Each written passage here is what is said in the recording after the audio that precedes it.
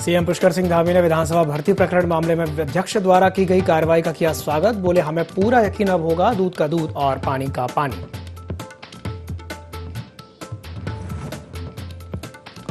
बागेश्वर जिले को सीएम ने दी कई सौगातें, लाखों की योजनाओं को किया स्वीकृत, कई विकास कार्यों का भी किया शिलान्यास।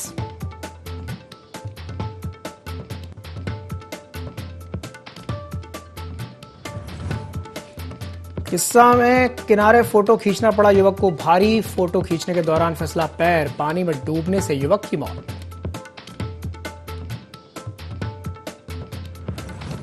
कालाढूंगी में लगातार जारी है पुलिस का स्मैक के खिलाफ अभियान। चेकिंग के दौरान पुलिस की गिरफ्त में आए 3 तस्कर, तीनों को भेजा गया जेल। नशे के खिलाफ पुलिस का अभियान जारी।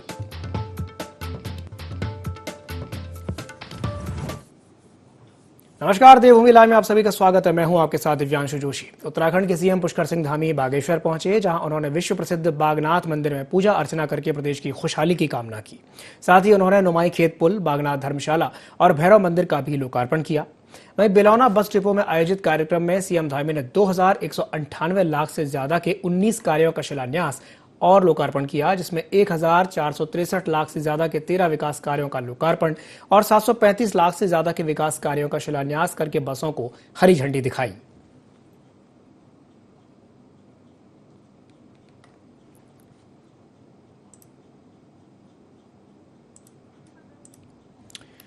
तो उत्तराखंड के सीएम पुष्कर सिंह धामी बागेश्वर पहुंचे, जहां उन्होंने विश्व प्रसिद्ध बागनाथ मंदिर में पूजा अर्चना की। पूजा अर्चना करके उन्होंने प्रदेश की खुशहाली की कामना की। साथ ही साथ उन्होंने नुमाई खेत पुल, बागनाथ धर्मशाला और भैरव मंदिर का भी लोकार्पण किया। तो वहीं बिलौना बस डिपो में एक कार्यक्रम में सीएम धामी ने 2198 लाख से ज्यादा के 19 कार्यों का शिलान्यास और लोकार्पण किया, जिसमें 1463 लाख से ज्यादा के 13 विकास कार्यों का लोकार्पण और 735 लाख से ज्यादा के विकास कार्यों का शिलान्यास शामिल है।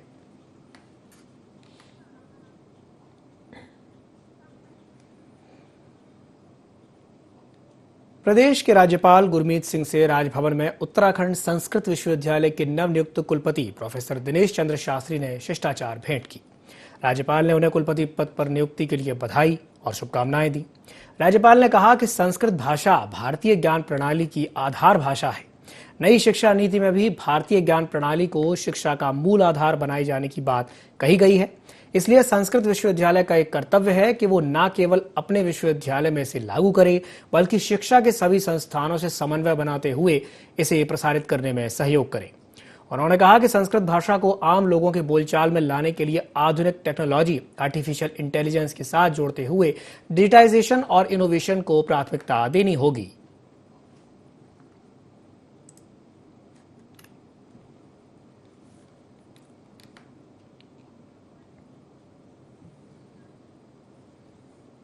उत्तराखंड में यूके SSSC भर्ती घोटाले को लेकर एसटीएफ ताबड़तोड़ गिरफ्तारियां कर रही है। इससे राज्य के सीएम पुष्कर सिंह धामी भी संतुष्ट हैं। वहीं विपक्षी दल कांग्रेस इस कार्रवाई से संतुष्ट नहीं है। कांग्रेस मामले की सीबीआई जांच की मांग कर रही है। पूर्व सीएम हरीश रावत सहित विपक्ष के तमाम दिग्गज सीबीआई जांच को लेकर सरकार पर दबाव बनाने की कोशिश कर रहे हैं।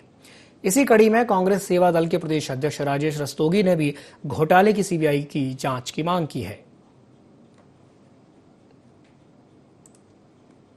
उत्तराखंड की भारतीय जनता पार्टी की सरकार और देश की सरकार सीबीआई जांच कराने से बच रहे हैं।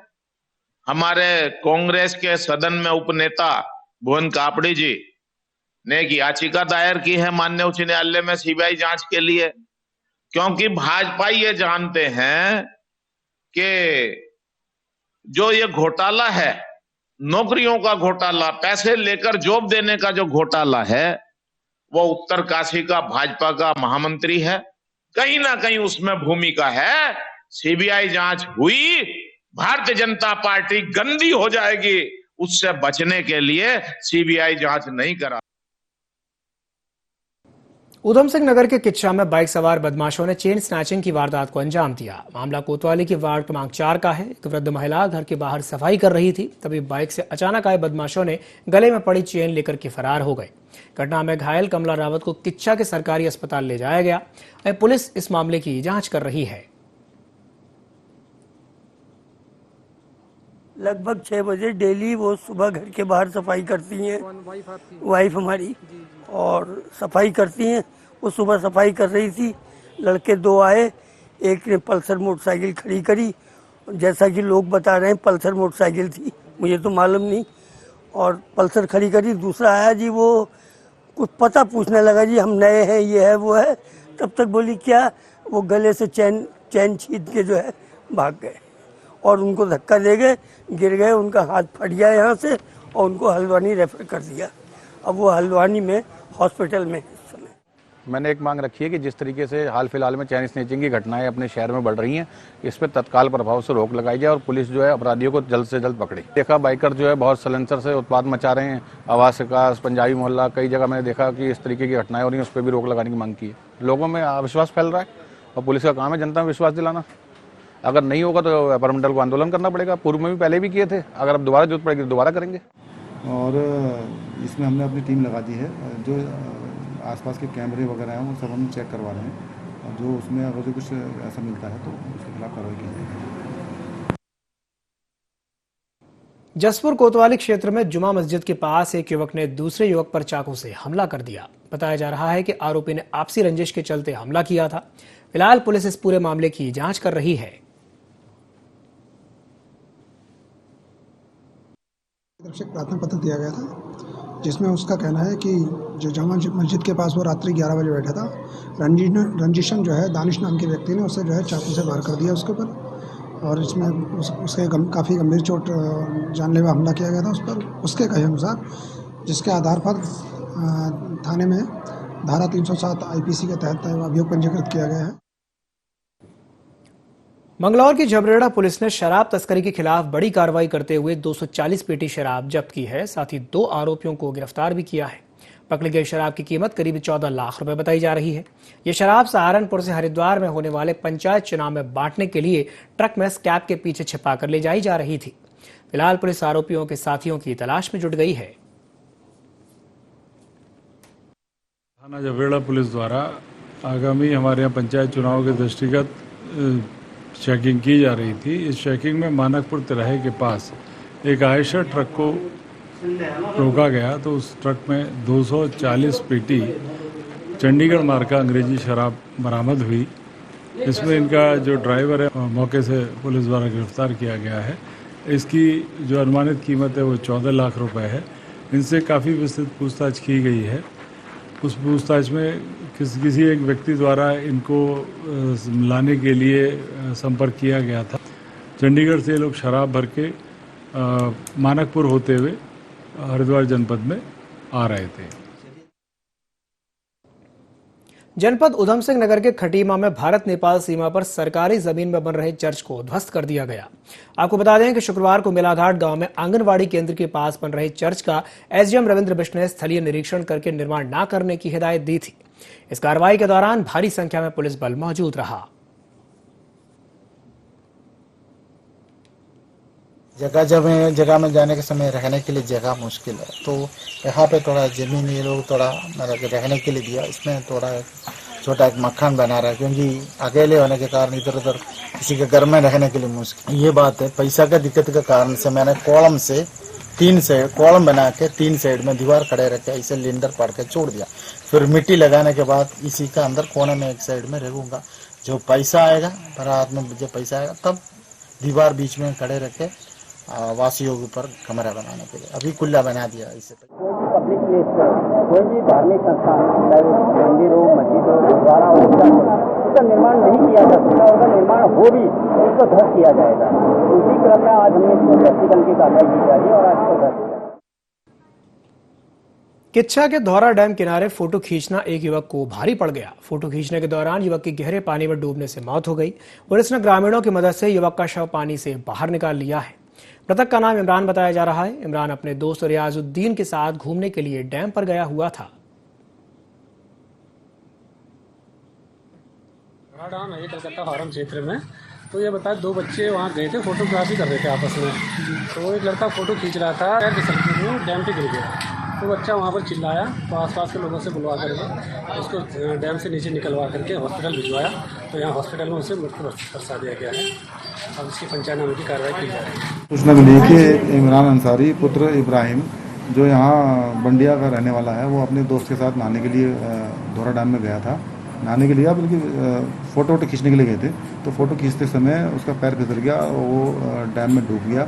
डूबने से उसकी मृत्यु हो गई है। उसके शव का पंचायतनामा भर के हमने पोस्टमार्टम के लिए भिजवा दिया है। जैसे ही पोस्टमार्टम रिपोर्ट आएगी उसके हिसाब से कार्रवाई की जाएगी। उत्तराखंड के मुख्यमंत्री पुष्कर सिंह धामी ने विधानसभा भर्ती प्रकरण में विधानसभा अध्यक्ष की कार्यवाही का स्वागत किया है। मुख्यमंत्री ने कहा कि उत्तराखंड विधानसभा अध्यक्ष का निर्णय स्वागत योग्य है। उन्होंने राज्य सरकार और प्रदेश जनता की अपेक्षाओं के अनुसार निर्णय लेकर सदन की गरिमा बढ़ाई है।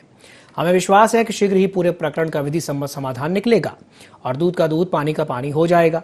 मुख्यमंत्री ने कहा कि मैंने स्वयं भर्ती प्रकरण की निष्पक्ष जांच और अनियमितता पाए जाने पर भर्तियों को निरस्त किए जाने हेतु अनुरोध किया था।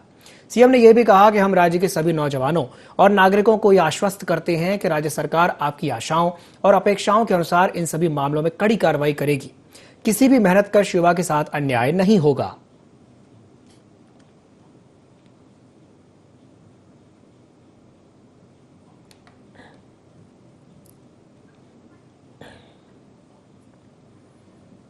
प्रदेश के राज्यपाल गुरमीत सिंह से राजभवन में उत्तराखंड संस्कृत विश्वविद्यालय के नवनियुक्त कुलपति प्रोफेसर दिनेश चंद्र शास्त्री ने शिष्टाचार भेंट की। राज्यपाल ने उन्हें कुलपति पद पर नियुक्ति के लिए बधाई और शुभकामनाएं दी। राज्यपाल ने कहा कि संस्कृत भाषा भारतीय ज्ञान प्रणाली की आधार भाषा है। नई शिक्षा नीति में भी भारतीय ज्ञान प्रणाली को शिक्षा का मूल आधार बनाए जाने की बात कही गई है। इसलिए संस्कृत विश्वविद्यालय का यह कर्तव्य है कि वो न केवल अपने विश्वविद्यालय में इसे लागू करे, बल्कि शिक्षा के सभी संस्थानों से समन्वय बनाते हुए इसे प्रसारित करने में सहयोग करे। उन्होंने कहा कि संस्कृत भाषा को आम लोगों की बोलचाल में लाने के लिए आधुनिक तकनीकी आर्टिफिशियल इंटेलिजेंस के साथ जोड़ते हुए डिजिटाइजेशन और इनोवेशन को प्राथमिकता देनी होगी।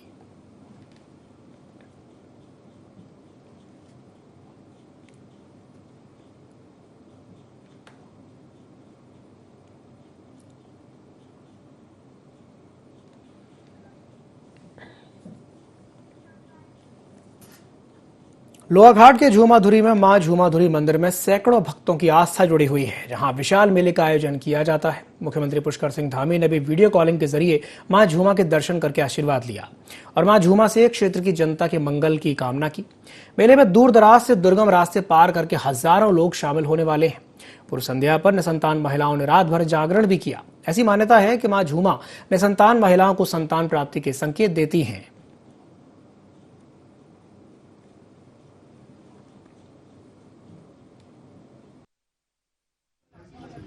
इसमें बहुत आस्था है लोगों की। यहाँ जो है देवी जो है साक्षात दर्शन देती है। भाद्र शुक्ल पक्ष अष्टमी को यहाँ जो है ये मेला बनाया जाता है। लोग जो है इसके ऊपर बड़ी दूर दूर से लेके आते हैं, मन्नत लेके आते हैं। रात में लोग अपनी मनोकामनाएं जो है।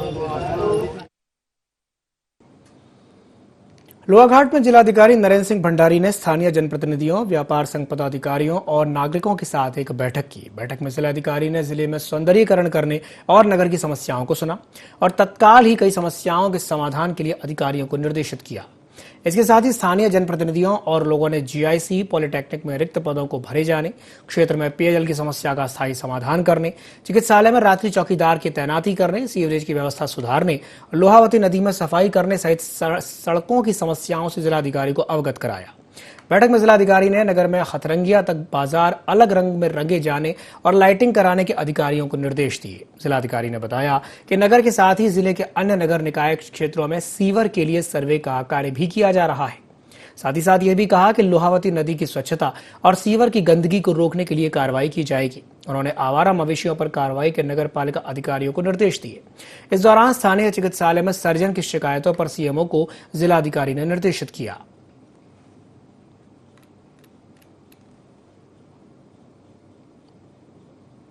घंटे तक यहाँ पे जो पब्लिक है लोहाघाट की नगर एरिया की खासकर उनसे उनकी प्रॉब्लम्स और उनके सॉल्यूशंस का डिस्कशन किया। सीवर की प्रॉब्लम यहाँ पे मेन है, लोहावती नदी की सफाई की प्रॉब्लम है कि जो मीना बाजार है उसमें बात चल रही है इसको एक टूरिज्म स्ट्रीट की तरह से इसको शाम को रात को वहाँ पे सभी टूरिस्ट और लोकल्स भी वहाँ पे वॉक कर पाएँ। और दिल्ली से बुलाया था तो वहाँ डिस्कशन हुआ है। आज भी वो टीम, कल उन्होंने लोहाघाट का सर्वे किया, आज चंपावत का सर्वे कर रही है। तो यहाँ के सीवर के लिए प्लानिंग चल रही है ऑलरेडी, और हम पूरे मतलब पॉजिटिव लुक के साथ कहें तो लगभग 6 से 10 महीने में हम सॉलिड वेस्ट मैनेजमेंट में यहाँ पे अच्छा काम देखेंगे। हम हरिद्वार में ग्राम, क्षेत्र और जिला पंचायत के त्रिस्तरीय चुनाव की अधिसूचना जारी हो गई है और इसके साथ ही जिले में आचार संहिता भी लागू हो गई है। चुनाव के लिए 6 सितंबर से नामांकन शुरू होंगे। राज्य निर्वाचन आयुक्त चंद्रशेखर भट्ट ने हरिद्वार के 6 विकास खंडों में त्रिस्तरीय पंचायत चुनाव के लिए अधिसूचना जारी की है।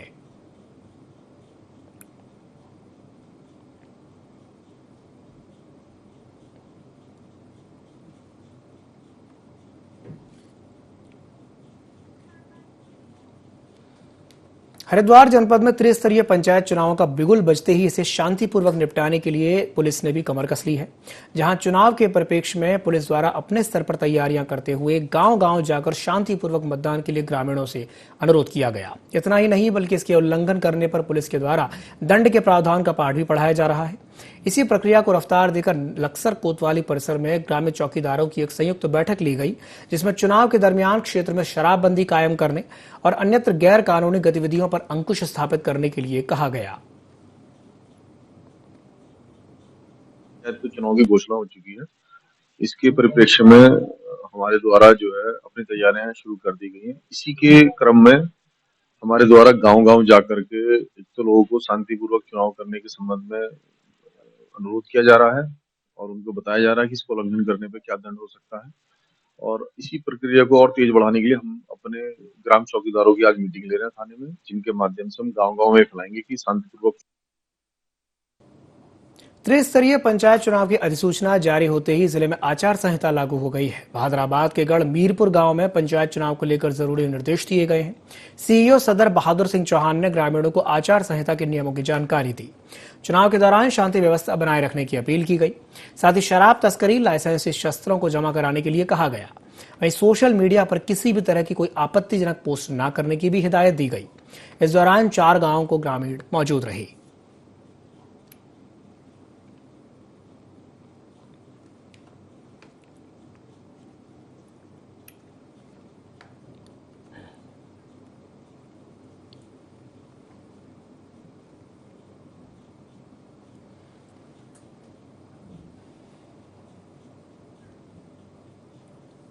लोहाघाट के प्रसिद्ध रामेश्वर और पंचेश्वर घाट में स्नान करने आए यात्रियों की सुरक्षा को लेकर के प्रशासन अलर्ट है।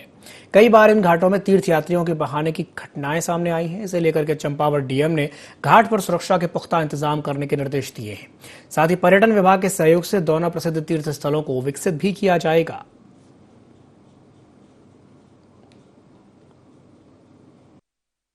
मानसून में भी इंसिडेंट हुआ था, तो उसमें सेफ्टी के मार्किंग्स होती हैं और जो डेंजर साइंस होते हैं, जो रेलिंग्स आप कह रहे हैं, तो उसके संबंध में हमने डिस्कशन किया है और उसमें पुलिस और टूरिज्म और जो संबंधित विभाग है, अगर इरिगेशन है, पीडब्ल्यूडी है, आरईएस है, उनको बिठा के हम एक कोशिश कर रहे हैं कि कैसे उस एरिया को टूरिस्ट के लिए भी एक्सेसिबल रखा जाए, लेकिन सेफ्टी पॉइंट ऑफ व्यू से भी उसको देखा जाए।